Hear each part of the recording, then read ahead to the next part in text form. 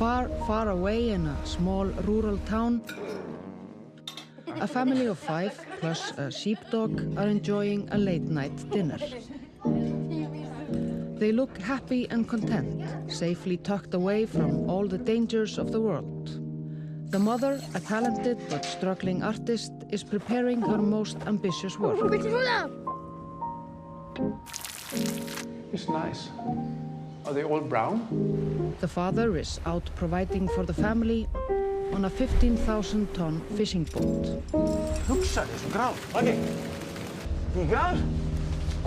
The children are privileged with the freedom of running around without a care in the world, living in perfect harmony with nature, whatever that means.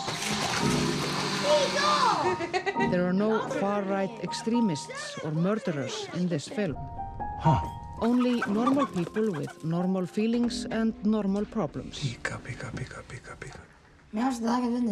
We are interested in the small everyday things like hiking, washing a dog, snow, food, frozen fish, rubber boots, the seasons, orcas, summer dress, Jeanne d'Arc, Segja að maðurinn er aumingjuhulda, ég oftar að berja hann. Humor, sex, or lack of it. All of the things that really matter. But underneath all of this, there is something hidden. Something that we don't understand. Something ancient. Animal.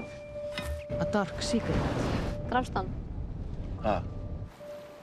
We just made a film called The Love That Remains. Check it out. We really like it. Já, hún er að gefa mig putta núna. Við erum að helsa þér líka tilbaka. You can also go see something else. It's okay.